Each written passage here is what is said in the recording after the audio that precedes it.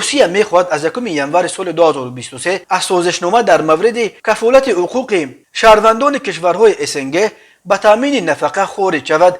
این سازشنامه سال 1992 از جانب 10 کشور عضو اسنگ از جمله تاجیکستان نیز امضا شده بود و طبق آن ساکنان این کشورها می توانستند در محل زندگی دائمی خود صرف نظر از داشتن یا نداشتن شهروندی آن جمهوری نفقه بگیرند. حالا یک دلیل خروج روسیه از این قرارداد بار وزنینش به بالای بودجه دولت روسیه گفته می شود. در این باره با استثناء بدتر قانون فدرالی که وزارت مهنت و وزارت کارهای خارجه روسیه تایید کردند، پایگاه خبری اربکا خبر داد. این نشریه میگوید خروج روسیه از سازشنامه کفالت تامین نفقه به آنهایی که علاقه نفقه میگیرند تاثیر نمیکند ولی به مهاجران تاثیر دارد. گفته می شود روسیه با کشورهای عضو اتحاد اقتصادی اوراسیا علاقه قرارداد نو امضا کرده است. در شرح زیر طرح قانون نو گفته می شود که سازشنامه سال 1992 وظیفه خود را در مورد به نظر گرفتن منفعت‌های آن نسل‌های شهروندانی که سابقه کار در دوران اتحاد شوروی را داشتند با موفقیت اجرا کرد. از زمان امضای آن علاقه 30 سال گذشت و در این مدت طرز حساب و کتاب نفقه در کشورهای اسنگی نیز عوض شده است. اکثر آنها به نظام نو پرداخت سه‌خوردوی پول نفقه آینده از جانب شهروندان گذاشتند. به این دلیل گفته می شود که سازشنامه سال 1992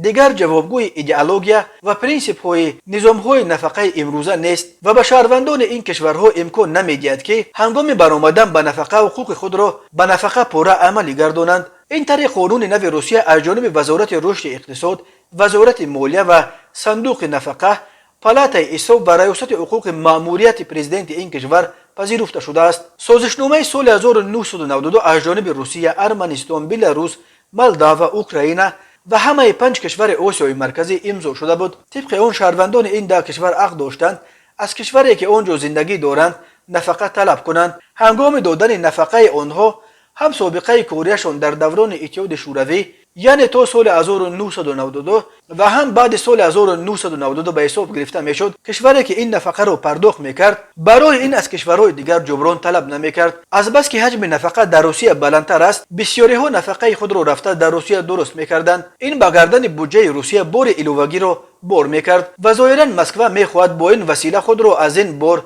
خلاص کند. عامل دیگری که روسیه را برای خروج از این قرارداد را تحریک می‌دهد احتمال به گردنش بار شدن مسئولیت پرداخت نفقه به میلیون ها مهاجر کوری است که نسل اولش علاقه 30 سال باز در روسیه کار و زندگی می‌کند و ده ها هزار آنها علاقه به سن نفقه رسیدند.